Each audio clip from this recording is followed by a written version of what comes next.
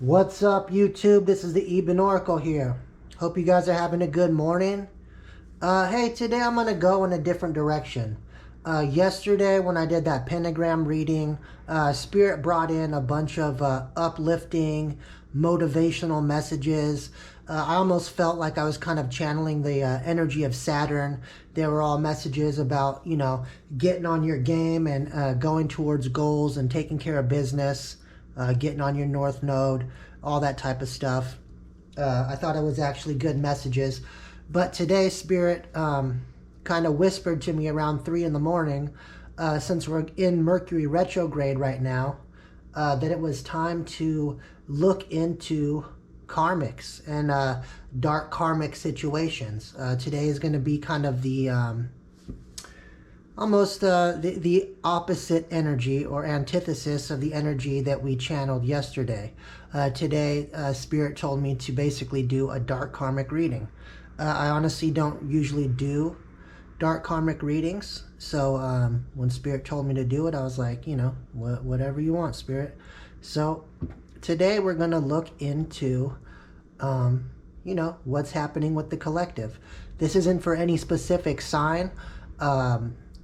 Or energy. It's for anyone out there in the collective who resonates with this message. If it resonates with you, take the info or take the info that resonates with you and leave the rest behind. I'm gonna go ahead and, rather than me spending a bunch of time shuffling and naming each card off like I usually do, I feel like maybe that gets boring for you guys. I'm gonna go ahead and just shuffle quickly, lay the cards out, and then start interpreting the cards for you.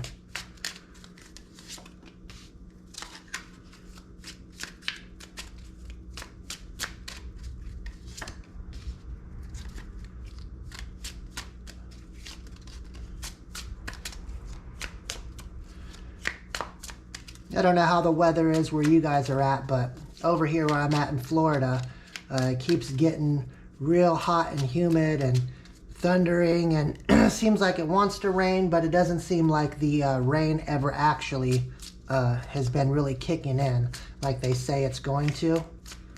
I can already tell by the cards that are falling out here. We're talking about some definite dark karmic energies here.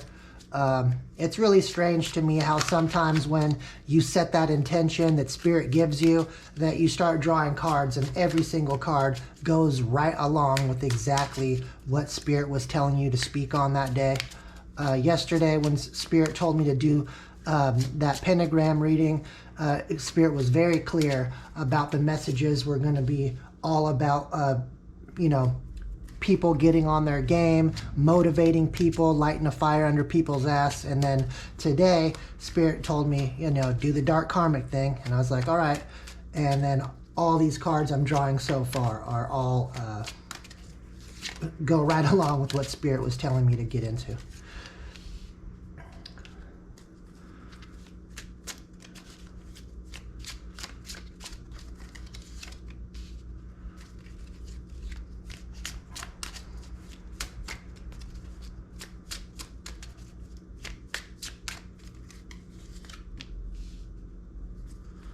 All right, so I'm going to get this reading started and draw more cards as we need them.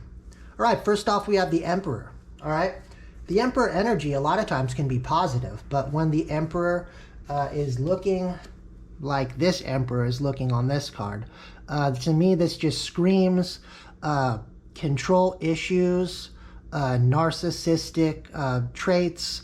It really screams grandiosity. This is a different looking Emperor. This is almost like a Emperor of Rome type of energy here. This is like, I'm going to call this the Caligula card because this is looking very opulent, grandiose, over the top, or trying to portray yourself that way along with major control issues. All right, so we have the Emperor right next to the Three of Swords. All right. So you have somebody who is in your life, or hopefully this is not you, collective, but somebody in your life who portrays themselves in this very grandiose energy. They also have this very deep-seated need to either control or manipulate people and situations around them. And while they portray themselves in this grandiose manner, behind the scenes, they're doing Three of Swords, third-party energy, all right? That third-party energy is probably other romantic rivals. It's also probably getting together with other people, flying monkeys, in order to do smear campaigns, get people to do their bidding in a manipulative way. Right next to that, we have the Ten of Swords. So you're definitely talking about backstabbing, betrayal, You're talking definitely about getting a collective of people together to kind of go up against whoever their target is. And to me, it looks like possibly, unless it's just, it could be an air sign energy, that it seems to be the brunt of this Three of Swords, Ten of Swords, grandiose emperor type energy. We have here the King of Swords, which is looking away from the other cards that I just mentioned. He's looking away from it because it's happening behind his back. So I feel like this emperor is pulling strings in the dark behind somebody's back, an air sign's back. This air sign would probably end up using that King of Swords energy to cut a motherfucker off, but because it's happening all sneakily, quiet, in secret, plotting, planning, scheming, slandering, gossiping, all this kind of stuff that happens behind the scenes, maybe this air sign or King of Swords type energy is not fully aware of this grandiose emperor's intentions with the manipulative, narcissistic energy. Underneath that, here we have the Lover's card, okay? So I definitely see that this is around a relationship or partnership situation. The Lovers isn't always about literally romantic lovers. Sometimes it's about best friends. Sometimes it's about close family members. Or even business partners. It's somebody you share a close partnership where there should be trust. There should be basically having each other's back type of energy, right? And what I'm seeing here is that we also have the Queen of Swords. So that is the match to the King of Swords. So I'm not sure if this is about an air energy or if just these two King and Queen of Swords is denoting that match set, that matched partnership with that Lover's card. All right. We do have the World card after that. And the World card, everyone knows, is about the end of one cycle and the beginning of a new cycle. It doesn't have to be a more positive cycle, but definitely it is a new cycle. So I definitely get the feeling here that this also, a lot of this backstabbing and betrayal energy has to do with coin, pentacles, money, because we got here the Knave of Pentacles. And to me, it's even like not even about really a whole lot of money. The Page of Pentacles or Knave of Pentacles is really a small offer of finances, stability, or things of value. So I almost feel like there's a lot of things going on in the background as far as betrayal to this King of Swords, Queen of Swords energy that they're kind of unaware of. Or maybe this Queen of Swords, the feminine in this situation, is the one with that Emperor control issues, Three of Swords, Ten of Swords energy, revolving her lover, the King of Swords, because she happens to be looking forward in her card, right? Her sword is up. The king is looking away from this whole situation. It's all behind his back, and his sword is at rest on his shoulder. So I definitely feel like the feminine energy in this situation happens to be the one that is the narcissist in this plot. That feminine energy doesn't have to be a woman. It could be a man operating in feminine energy. And the same with the King of Swords. Gender is fluid in tarot. Everyone knows that if you watch enough videos. Everyone has that masculine and feminine energy in their life, and some operate one way or another, or switch back and forth between the two, or at best case scenario, operate in both in a balanced type of way. I'm going to draw some more cards on this and see kind of where it goes. But it's so far, it's definitely not looking good. You know, third parties, 10 of Swords, backstabbing, betrayal, control issues, grandiose, narcissistic tendencies. And one other thing I will, and revolving around money and a partnership. One thing I will say, though, is that with both of the King and Queen of Swords being air signs, this is both people in this scenario are highly intelligent. These are people who are thinkers. These are people who are very sharp. You know what I mean? They know how to speak. They know how to present ideas. They have their own philosophy and maybe even education backing them up. They could be self-taught, autodidacts, or actually school-taught. But either way, they're two highly intelligent individuals. All right. 10 of Cups. All right. So definitely the Emperor here is trying to manipulate the situation to maybe present it as this grandiose 10 of Cups energy, when really behind the scenes, it's quite the opposite with that 10 of Swords. All right, 10 of Pentacles. All right, so I believe that this is definitely about finances, money, stability. I believe that this feminine energy down here, this Queen of Swords, this Queen of Swords and the Emperor energy to me in this read seem to be one and the same person. I almost feel like that is the manipulation. The manipulation is presenting this love, this 10 of Cups fulfillment in order to manipulate the unsuspecting King of Swords out of 10 of Coins, out of finances, out of, you know, stability, money, things of value. So this is definitely looking like some plots here. All right, yeah, Page of Cups. But really, that 10 of Cups is this really small offer, this Page of Cups. It's very superficial. It doesn't really get all that deep. It's just presented in a very grandiose way in order to lull the King of Swords, you know, to lull him and put his guard down, if you will. That's why he has his sword leaning up against his shoulder in a resting position. He doesn't have his defenses up. All right, next, yeah, the Moon card. That's what's hidden here. All right, that's what's hidden. The hidden energy is that this small offer being portrayed as a big 10 of Cups is really to get to that 10 of Pentacles. You know, I almost feel like here with the on the Lovers card, you see the clergyman in the background, Cupid, and then the couple looks like they're being joined in marriage. I almost feel like this Queen of Swords is looking to lull and fake her way with a false 10 of Cups to the King of Swords in order to get some sort of marriage or union partnership here so that she can get to that 10 of Pentacles. With the World card, we'll see what's going to end up being the outcome in this. Death. All right, yeah. This is going to end. The King of Swords is highly intelligent. He's going to, you know, he's going to ghost and dead this situation and have a rebirth with the World card. New cycle.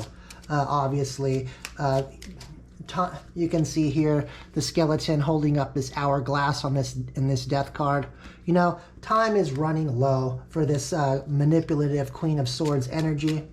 Her games will only go so far before the King of Swords becomes wise to it, and he puts his guard up. Once the King of Swords guard goes up, there's just no amount of emotional manipulation that can get through to him. He's going to make head over heart decisions every damn time. It's going to happen. The World card again, yeah, that's confirmation. There's definitely that cycle of manipulation is going to end. It's going to be revealed. Whatever was hidden with that Moon card is going to come out in a way. Spirit, can you please clarify how this the King of Swords is going to be tipped off in this situation about this emotional manipulation to get towards money? Ace of Wands. All right. There's going to be some something revealed about passion here, about wands, that third party situation. That Queen of Swords is out there getting her groove on, you know what I mean, behind the King of Swords back. And I think that will be revealed. Somebody will step forward here. Either that or the information will be found out in another way. Spirit, please clarify. All right. The Hierophant. All right, here we go. Shit just got juicy. So what it is that King of Swords is not aware that behind the Queen of Swords, behind his back, the Queen of Swords is also manipulating another person, trying to get a marriage out of another person as well. It's like she's spreading herself real thin with that passion, that Ace of Wands, in order to get to that marriage, get to that partnership where she can use her emotional manipulation in order to gain financial stability. That's not really a good look. It's definitely a karmic energy. And the one thing I'll say, though, is that this Hierophant happens to be looking in the direction of the Queen of Swords. I think he is also aware of it. So maybe this Hierophant is that one who's going to kind of break the news to the King of Swords. You know, it might be that the two people that are supposed to be not knowing about each other in a third-party situation, one already knows what's going on, is already hip to the game, and basically is going to turn around and spill the beans to the King of Swords who's unaware. I feel like definitely that's what's going to happen. The two people in the third party are going to end up communicating in some way, shape, or form, meeting up, catching each other as one's leaving the Queen of Swords bedroom or home, and there's going to be a conversation had here. All right, Six of Cups. Yeah, I feel like this Hierophant is somebody from the Queen of Swords past. This is a past lover energy, maybe an ex-husband. Maybe that's the Hierophant. Maybe it's an ex-Hierophant. Maybe it's an ex-husband who has shared memories or nostalgic shared memories of the past with this Queen of Swords. And maybe he's just coming around to, you know, Ace of Wands. It's all about passion. This is just like an ex-lover connection. He already knows what type of person she is, that she's a narcissist, manipulator, trying to get money. And he maybe at one time had learned this the hard way, and now he just comes back to do and get what he wants out of the situation, knowing damn well what's going on. And I think maybe he's going to tip off this King of Swords and save him the hassle of going through the same stuff that this narcissist Queen of Swords has put him through. All right, yeah, 10 of Pentacles on top of 10 of Pentacles. So definitely this ex here, this ex-husband, this ex-lover, at one time was in this commitment in the past with the narcissistic Queen of Swords, and I think she was able to manipulate him out of coin.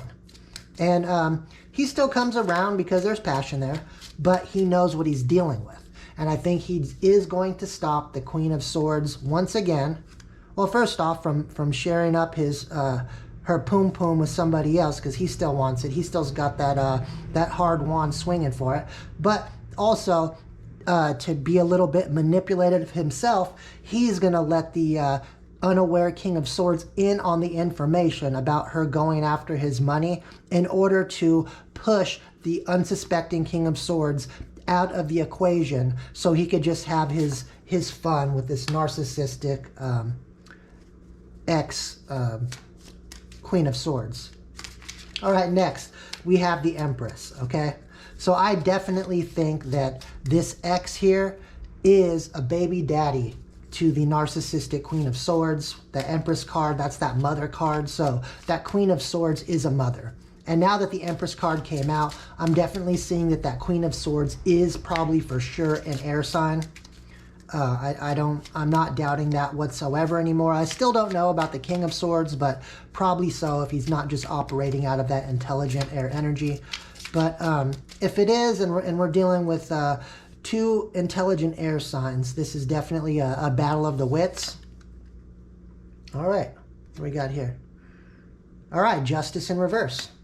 So definitely, I think that this ex-Hierophant here was taken to the cleaners from the Ten of Pentacles, from his narcissistic Queen of Swords baby mama, and got justice in the reverse. I think maybe the justice system, in a sense, really did a disservice to him in the situation.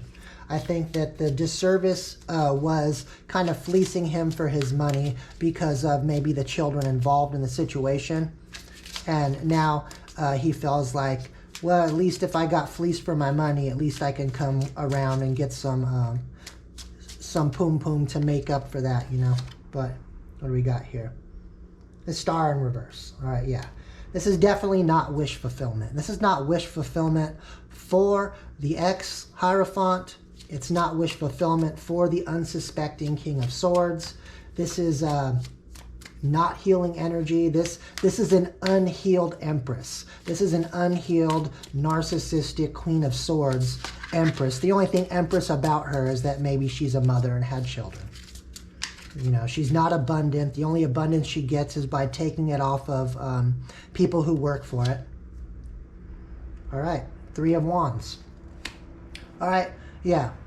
She thinks she's waiting for her ships to come in with this new partner, but I don't think her ships are coming in. I honestly feel like you're talking about she's going to be sitting there waiting forever if she thinks more ships are coming in monetarily for her with her emotional manipulation games. And I think that,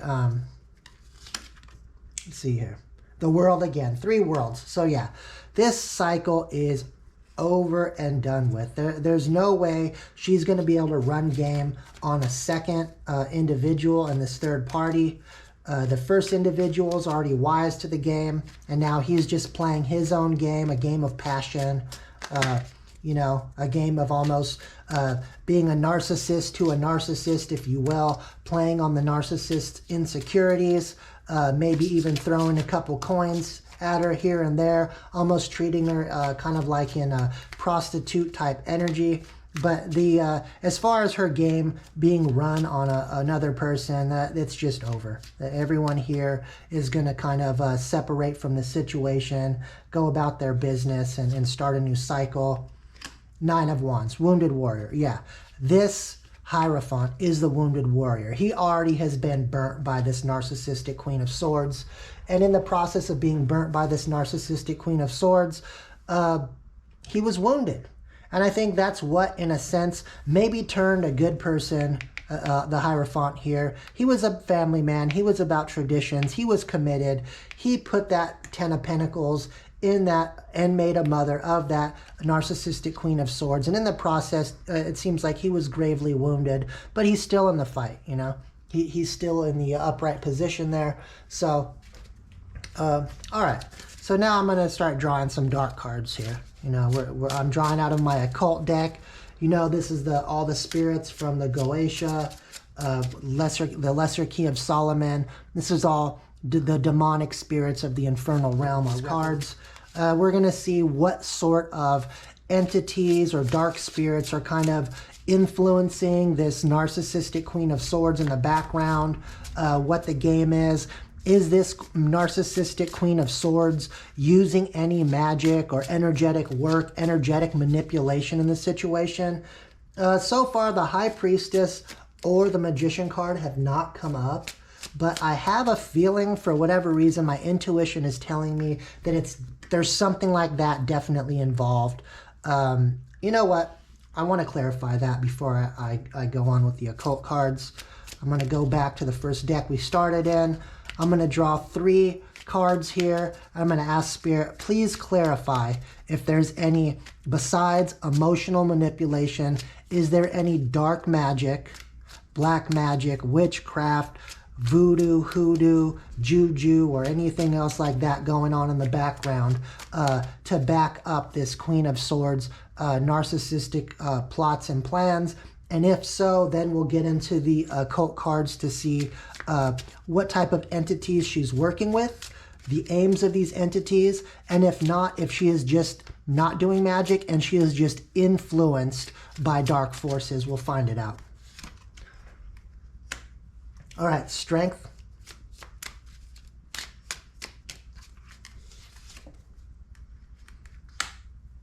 Eight of Wands. So something's moving fast and strong.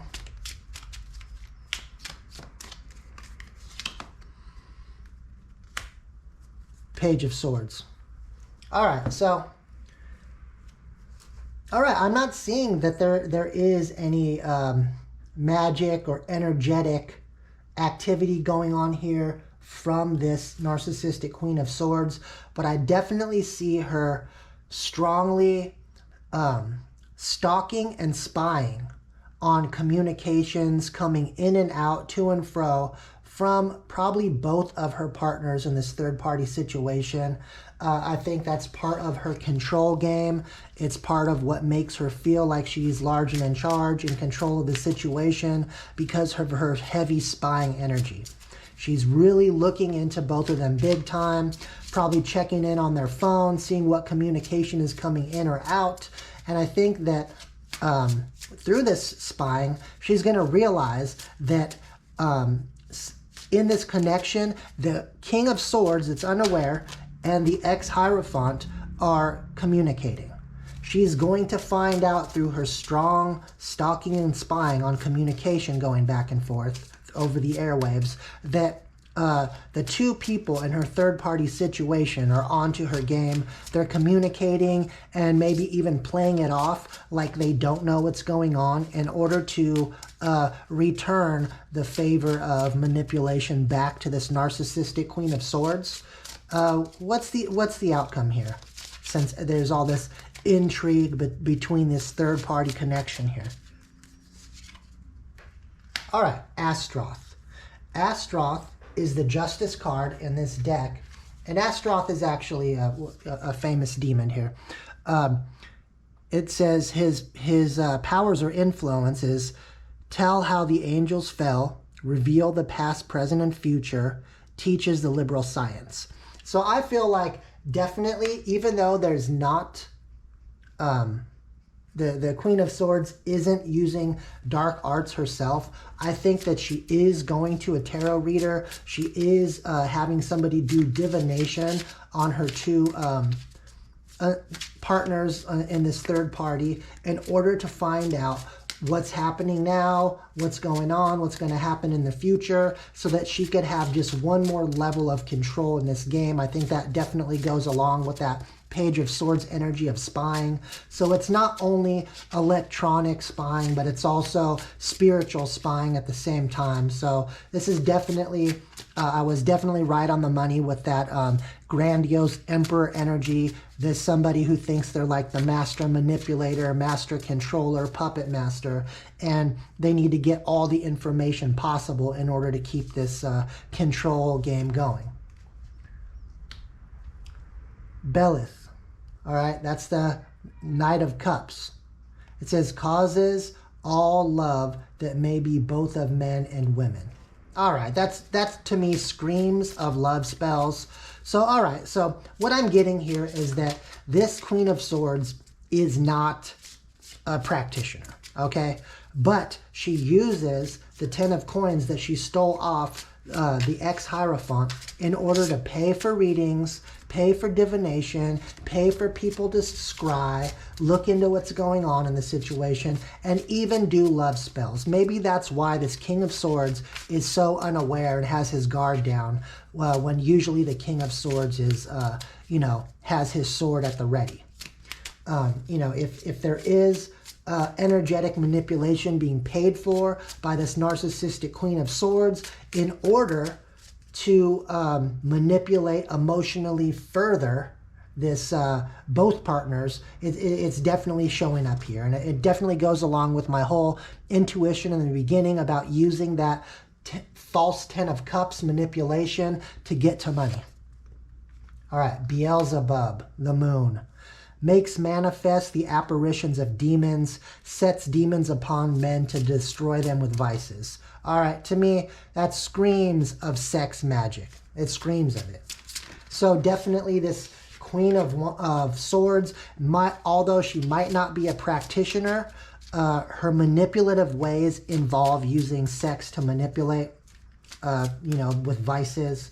I definitely think that also that when she doesn't get her way, that she might pay for real practitioners to set demons upon people, to cause things to happen, to cause people to be spiritually attacked. You know, it's like spiritual warfare type of energy there. And the moon, it's hidden. This is all done in the dark. This is all done behind her third-party situation, both people in the third-party situation's back. I just think that the ex-Hierophant is kind of onto this game after going through one round of it. Okay, yeah, look at what flipped out.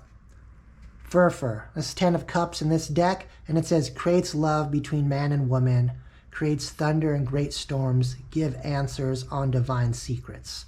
All right, so yeah, whatever practitioner she's going to is giving her answers on divine secrets. That's that divination energy. And then love spells, heavy. And love spells to me came up in both of these cards. So she's doing love spells on both of these masculines. All right, they're both getting love spells done on them. And I'm going to draw out, you know what, one more of these cards. Because we have all this world card energy coming up. That's the world card is the energy of change. 5 is the number of change in numerology. We're going to do 5 of these occult tarot cards.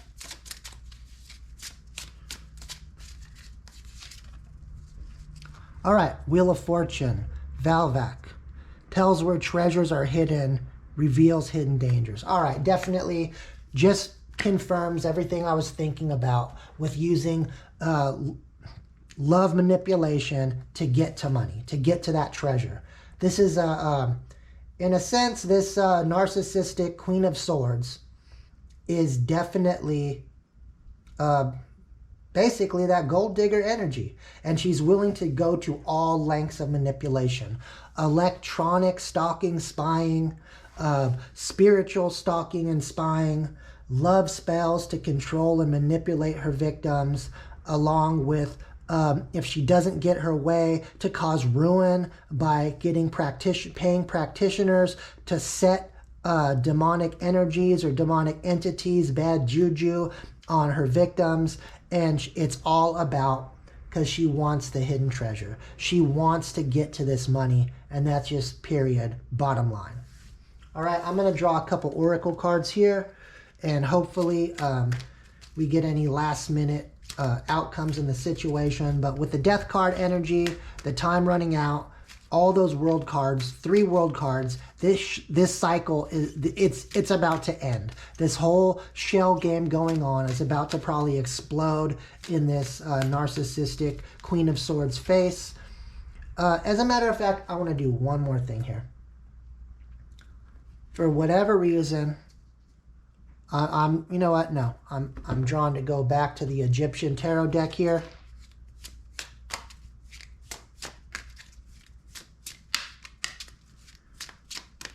I'm going to draw 3 cards out of here because I want to clarify what will be the final ending, final outcome after all this fuck shit going on. All right. Ace of Wands in reverse. All right. Ace of Wands in reverse energy. That's basically the ending of shit. It's done. That passion energy that she's using to manipulate is over. There's going to be a loss of passion in the situation. I think once the truth is revealed, the passion is lost. All right, King of Pentacles. All right, so yeah, passion is lost to the King of Pentacles.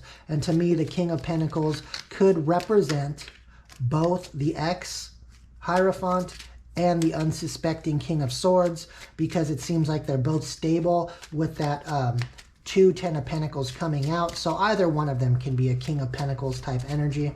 And I think they're both going to lose passion for this queen in the situation once this truth is come out, once it's revealed. Queen of Pentacles in reverse, definitely. That makes it very clear. She's basically going to be shit out of luck when it comes to using passion to get money out of these two kings. She's going to actually go into poverty, King of Pentacles in reverse. She's going to lose her stability as part of the karma for this manipulation that she's been trying to do on both of these masculines. And also, like I said, this could go the other way. Gigolo energy, could be that Queen of Swords, right? Operating this way against two women. So take it how it resonates in your situation. Don't get caught up on gender. But definitely, there's two people in a third-party situation that is basically trying to be fleeced through emotional manipulation and passion, sexual energy, sacral energy. And I think it's just going to fall through once that truth comes out. It's over for the manipulator. They lost the game. All right, Oracle card, Exaltation. I think they're going to, once the truth comes out, they're going to follow exalting themselves. They're going to go back to self-love. They're going to stop paying attention to the manipulator. They're going to move on with their life and actually probably be better than they were before. While King of Pentacles energy, while this, manipulator basically goes Queen of Pentacles in reverse. They lose out on money, go broke, go into poverty, left out in the cold, of kind of like Five of Pentacles energy there. Sympathy, yeah. She's going to try to even maybe come back around and do a Hoover with that sympathy. She's going to start crying to the two people that she was manipulating through love spells, abuse of divination, actual electronic stalking. And she's going to try to maybe come back with this Six of Cups energy about remember the love, remember the passion, woe is me, I'm broke, I don't have a dime to my name. A classic narcissistic hoovering attempt I see here. And I don't think that this sympathy is going to work. I think that at this point, these two people that were being manipulated have found their self-love to the point where they don't have sympathy for this narcissist any longer. The game has worn off. The spells have worn off. It's not going to happen. Stillness. All right, yeah, it's done. It's her game has come to a standstill, and that's the final say from Spirit here. And her finances, or her game to get finances, have come to an absolute standstill. All right, guys. Well, don't make this story fit your situation if it doesn't. It seems like a pretty specific story that Spirit had come out here today. Take what resonates with you. Leave the rest behind. This is the Eben Oracle. Have a great day and peace out.